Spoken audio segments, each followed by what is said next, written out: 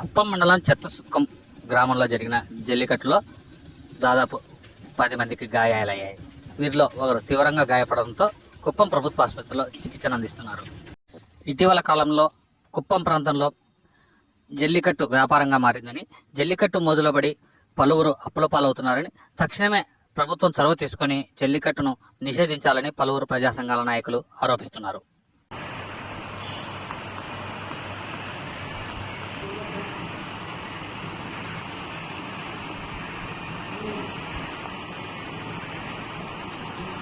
¿Qué